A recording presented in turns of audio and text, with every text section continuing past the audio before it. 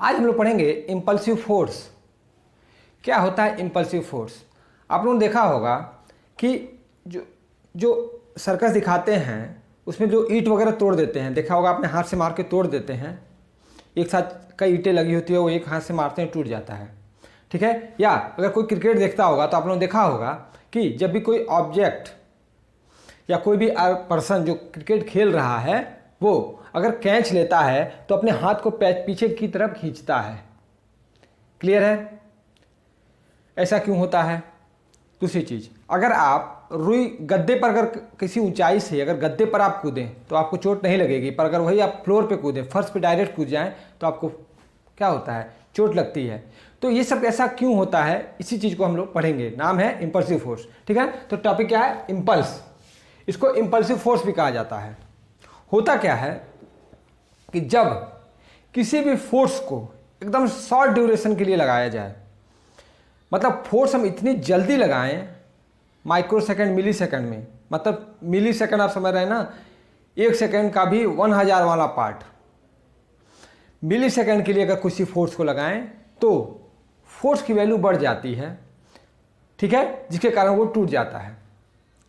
Clear है? तो इसको कहते हैं इंपल्सिव फोर्स। अब देखिए होता क्या है कि जब हम गद्दे पर कूदते हैं तो गद्दे पर जब कूदेंगे तो गद्दे पर जब पड़ेंगे तो गद्दा कंप्रेस होना स्टार्ट होगा।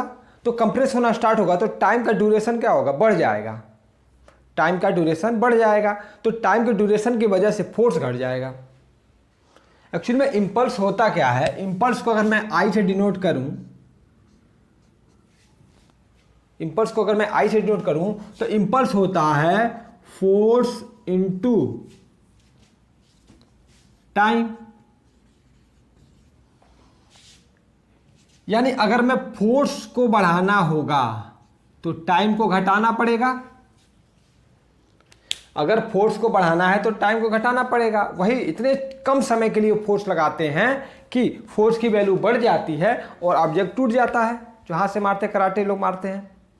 सिमिलरली अगर आप गद्दे पर कूदते हैं तो गद्दा कंप्रेस होते होते होते होते टाइम इसको लगता है। तो जैसे जैसे अगर टाइम बढ़ेगा, सिमिलरली अगर टाइम बढ़ेगा तो फोर्स कम हो जाएगा, और जब फोर्स कम लगेगा तो हमको चोट कम लगेगी। क्लियर है? जैसे सिमिलरली जब ऑब्जेक्ट कैच ले रहा है, जो पर्सन कैच ले रहा है, तो डायरेक्ट अगर रोकेगा तो हाथ तेली पे चोट लगेगी इसको। पर अगर वही ऑब्जेक्ट अपने हाथ को पीछे की तरफ खींच ले तो टाइम का ड्यूरेशन बढ़ जाएगा। तो टाइम का ड्यूरेशन बढ़ने के साथ फोर्स क्या वैल्यू क्या हो जाएगा? कम लगेगा, जिससे उसको चोट कम लगेगी। क्लियर है? तो यही चीज हम लोग इंपल्स में पढ़ेंगे। पर एक्चुअल में होता क्या है, इंपल्स फोर्स इंटू टाइम ना होके, फोर्स इंटू टाइम ना होके उसका एग्जैक्ट जो फॉर्मूला होता है, जो एग्जैक्ट फॉर्मूला होता है इंपल्स का, वो होता है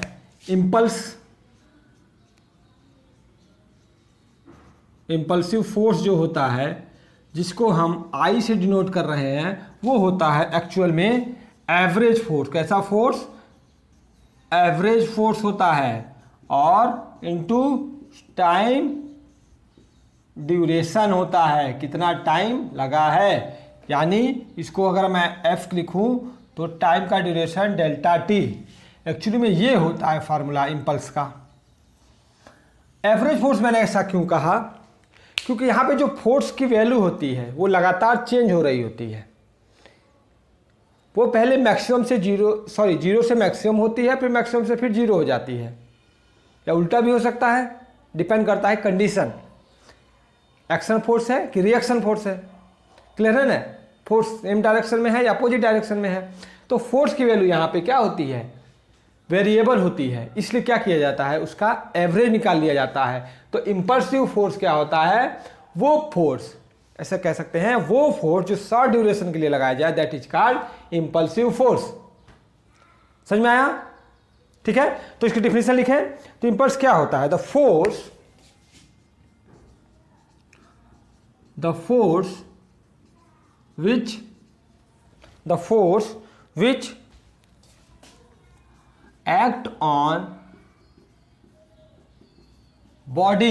which act on bodies for short duration, for short duration is called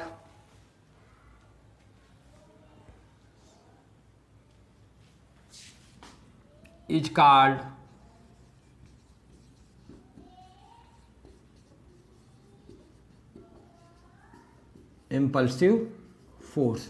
वो फोर्स जो बॉडीज पर शॉर्ट ड्यूरेशन के लगाया जाए उसको इम्पल्सिव फोर्स कहते हैं। फिर आपको मैंने ये बताया कि जो इम्पल्सिव फोर्स होता है वो वेरिएबल होता है, ठीक है, उसकी वैल्यू बढ़ती और घटती है। यानी आगे हम लोग लिखेंगे कि N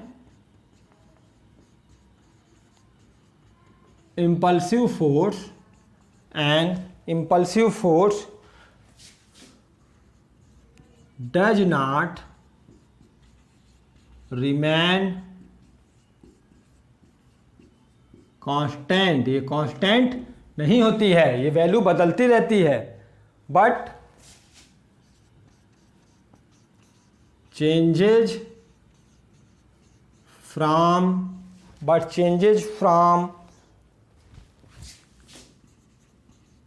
0 to maximum and then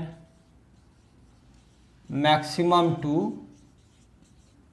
0। इसलिए क्या किया जाता है, एवरेज फोर्स निकाला जाता है। इसलिए क्या होता है, उसकी वैल्यू लगातार चेंज हो रही होती है। मैंने बताया ना, जब गद्दे पर वो गिर रहा है तो उसकी जब गिरी वैल्यू तो उसकी वैल्यू लगातार बढ़ रही है फिर घट रही है, और फर्श के टकराने तक उसकी वैल्यू क्या है, फोर्स की वैल्यू वेरिएबल है। तो क्या किया जाता है, उसका पूरा क्या एवरेज निकाल लिया जाता है। तो ये होता है हमारा इम्पल्सिव फोर्स। नोट कर लीजिए।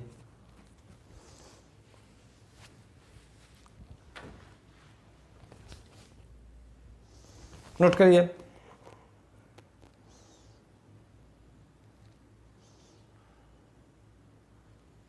तो हम क्या कह सकते हैं कि जो टोटल इफेक्ट है फोर्स का, इस पूरे प्रोसेस में जो टोटल इफेक्ट है फोर्स का वही इंपल्सिव फोर्स है। अब वो ड्यूरेशन ज़्यादा है कि कम है, कैसे लगाया जा रहा है, टोटल इफेक्ट जो होता है वही इंपल्स कहलाता है। तो हम लिख सकते हैं the total effect of force, the total effect of force is called impulse, is called impulse। लिख लीजिए, the total effect of force is called impulse। इसको नोट करिए, नोट कर लीजिए।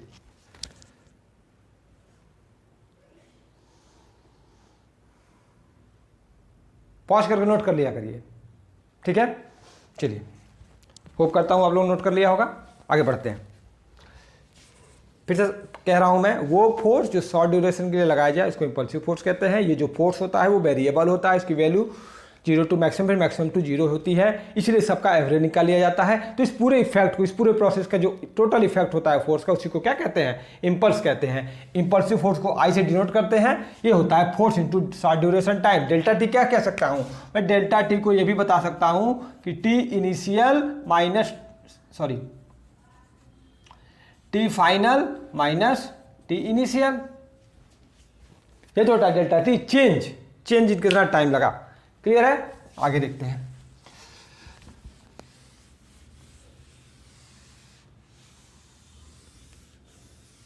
चलिए अब देखिए, हम लोग इस कह रहे हैं कि जो आई है वो फोर्स इंटू डेल्टा टी है।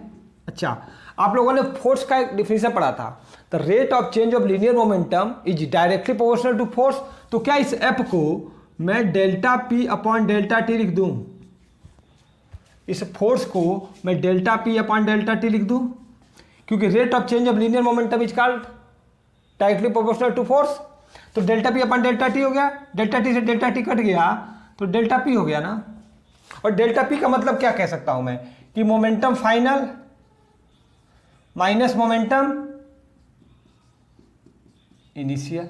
क्लियर है, यह हो सकता है। यानी इंपल्स क्या हो जाएगा, इंपल्स हो जाएगा M B final momentum minus initial momentum. अगर मोमेंटम में मोमेंटम क्या होता है, मास इंटू वेलोसिटी, तो final velocity into mass into initial velocity. या m equal v minus U, ये भी हो सकता है इम्पल्स का फार्मूला।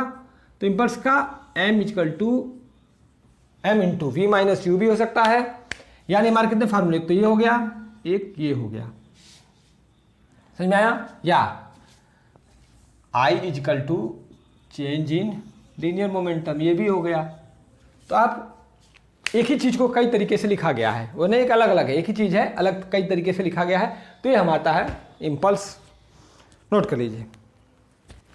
यूनिट क्या हो जाएगी, यूनिट क्या हो जाएगी, देखिए force into newton metre, newton metre. Unit क्या हो जाएगी, द यूनिट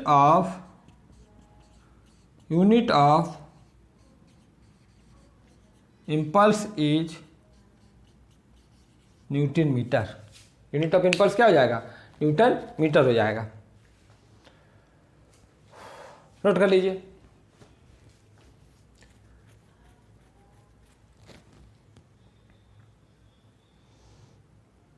चलिए पॉज करके नोट कर लिया करिए। इस पर हम लोग अब कुछ न्यूमेरिकल्स देखेंगे, इस पल्स पर हम लोग कुछ न्यूमेरिकल्स देखते हैं।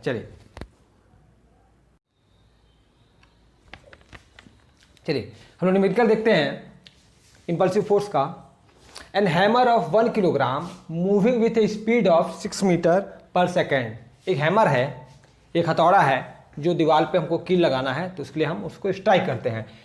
1 किलोग्राम का हथौड़ा है, moving with a speed of 6 metre per second, वो जा रहा है, strikes a wall and comes to rest in 0.1 second, और वो जाके रुक जाता है। भाई कील जब लगाएगा तो रुकेगा ना, क्योंकि कील अपोज करेगा, जो नेल है वो अपोज करेगा, जो वॉल है वो अपोज करेगा। ठीक है। Calculate impulse of the force, क्या फाइंड करना है हमको, इम्पल्स फोर्स फाइंड करना है। And retardation of the hammer. क्यों रिटार्डेशन हो रहा है, क्योंकि आप यहाँ देखिए कि जो स्पीड है वो 6 से रेस्ट पे आ गई है, मतलब 0 हो गई है, यानी वेलोसिटी घट गई है, 6 से कितनी हो गई है, 0 हो गई है। तो रिटार्डेशन हमको फाइंड करना है, sorry retardation of the hammer. And retarding force, अच्छा जो फोर्स है मास इंटू एक्सीलरेशन होता है, एक्सीलरेशन की जगह पर रिटार्डेशन हो रहा है तो रिटार्डिंग फोर्स भी कहलाएगा। तो F equal to M into A क्या है, रिटार्डेशन है, तो ये रिटार्डिंग फोर्स फाइंड करना है। दैट स्टॉप्स द हैमर, क्योंकि हैमर को अपोज करने के लिए अपोजिट फोर्स लगाना पड़ेगा, वही रिटार्डिंग फोर्स होगा, तो वो चीज़ हमको फाइंड करनी है। नोट करिए, क्वेश्चन को नोट करिए। क्वेश्चन समझ में आया, पॉज करके नोट कर लिया करिए। चलिए स्टार्ट करते हैं। क्या क्या दिया है, देखिए क्या क्या दिया है। मास दिया है 1 किलोग्राम, ठीक है, और क्या दिया है, यू दिया है, यू दिया है 6 मीटर पर सेकेंड, और क्या दिया है, वी दिया है, वी कितना है 0 मीटर पर सेकेंड, और क्या दिया है, टाइम दिया है, टाइम दिया है 0.1 सेकेंड। क्लियर है। क्या पूछा है, पूछा है इम्पल्स। अभी हम लोगों ने पढ़ा इम्पल्स क्या होता है, एम वी माइनस यू, अभी तो हम लोगों ने पढ़ा। क्योंकि जैसा फार्मूले एक ही चीज़ को मैंने कई तरीके से लिखे थे, यहाँ पे बेस्ट क्या आ रहा है, यही आ रहा है, क्योंकि मास दिया है, इनिशियल दिया है, वेलोसिटी फाइनल वेलोसिटी दिया है, तो हम इम्पल्स निकाल सकते हैं। चलिए निकालते हैं। मास कितना हो गया 1, वी कितना हो गया 0, ये कितना हो गया 6, तो कितना हो गया -6 न्यूटन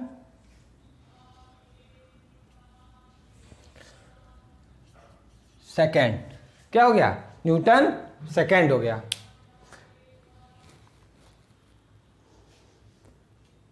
इम्पल्स का फार्मूला क्या होता है, इम्पल्स क्या होता है, इम्पल्स होता है फोर्स इंटू डेल्टा टी। तो फोर्स न्यूटन सेकेंड, तो यूनिट क्या हो जाएगी -6 न्यूटन सेकेंड हो जाएगा। नोट कर लीजिए।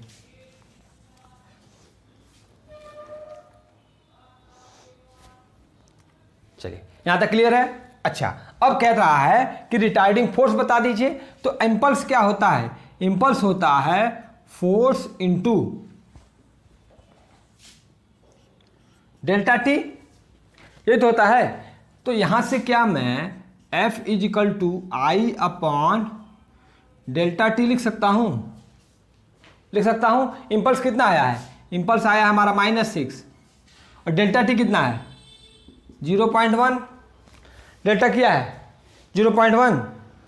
क्लियर है।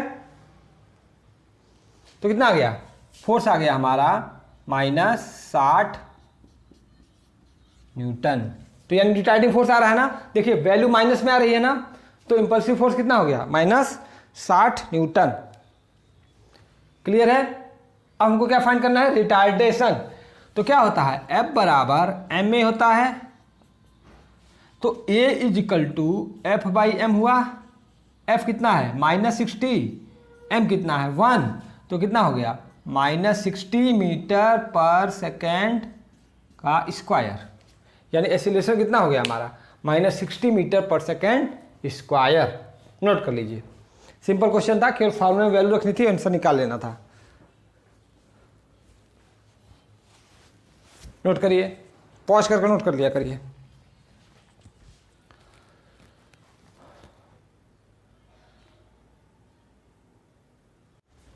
चलिए अब हम लोग नेक्स्ट क्वेश्चन देखते हैं इम्पल्स से रिलेटेड, कि while launching a rocket, question देखिए, while launching a rocket of mass 2 × 10⁴, 10⁴ समझ रहे हैं ना,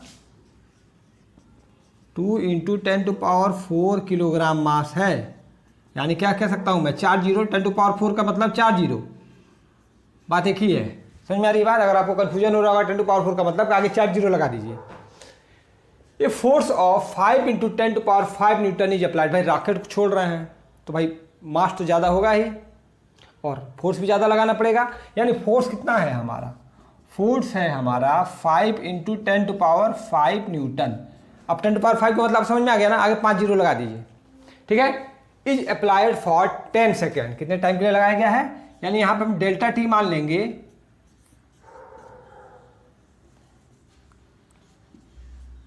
10 सेकेंड। डेल्टा टी का मतलब समझते हैं ना, इनिशियल टाइम अगर 0 है तो फाइनल टाइम 10 हो गया, तो 10 - 0 10 आया ना, तो वही डेल्टा टी है 10 सेकेंड। क्लियर है। तो what is the velocity attend by the rocket at the end of 10 second, तो वो फाइनल वेलोसिटी कितनी होगी, इसको वो पूछ रहा है। समझ में आया, क्वेश्चन नोट करिए। क्वेश्चन समझ में आया कि एक रॉकेट है जिसका मास 2 × 10⁴ किलोग्राम है, 5 × 10⁵ न्यूटन का फोर्स लगाना है, तो 10 सेकेंड के बाद उसकी वेलोसिटी कितनी हो जाएगी, ये फाइंड करना है। नोट कर लीजिए।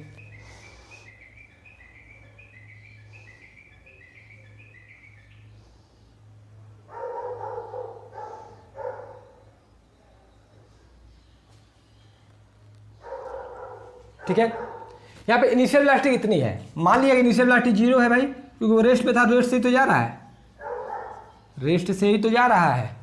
तो हमको क्या फार्मूला पता है, हमको पता है force into delta T equal to mv-u। क्या ये मैं फार्मूला यूज कर सकता हूँ, इम्पल्स वाला यही तो फार्मूला है, force into delta T equal to mv-u। अब उठा के वैल्यू रख दें, ये क्या हो गया 5 × 10⁵, फोर्स की जगह पे डेल्टा टी की जगह पर 10 हो गया, इसकी जगह पर कितना हो गया 2 × 10⁴। क्लियर है। v चाहिए, u कितना है 0। क्लियर है।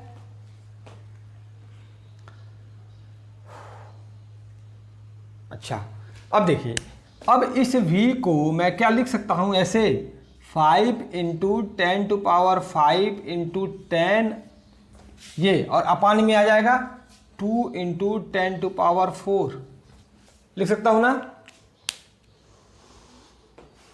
अच्छा अब इसको जब हम कैलकुलेट करेंगे तो v हो जाएगा, ये देखो ये 2.5 हो गया 5/2 का, और ये देखिए 10⁻6 हो गया, ये 10⁻1 है, पावर ऐड होता है 10⁻6, और ये ऊपर जाएगा तो 10⁻⁻4 हो जाएगा, तो 10⁻+6 × 10⁻⁻4। क्लियर है ना। जब +4 ऊपर जाएगा तो वेलोसिटी कितनी हो गई, वेलोसिटी हो गई 2.5 × 10⁻2, यानी फाइनल वेलोसिटी कितनी आ गई, फाइनल वेलोसिटी आ गई 250 metre per second, 250 metre per second आ गई, यानी 250 मीटर पर सेकेंड से अगर हमको वो 10 सेकेंड के बाद उसकी वेलोसिटी हो जाएगी। रॉकेट की वेलोसिटी कितनी हो जाएगी 250 मीटर पर सेकेंड, 10 सेकेंड के बाद हो जाएगी। नोट कर लीजिए।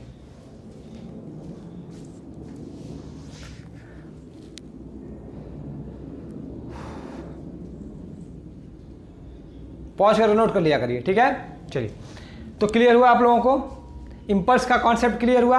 अब हम लोग पढ़ेंगे न्यूटन्स का थर्ड लॉ, ठीक है। फिर हम लोग पढ़ेंगे law of conservation of momentum, और इसके साथ ही आपका चैप्टर खत्म हो जाएगा। क्लियर है? Thank you.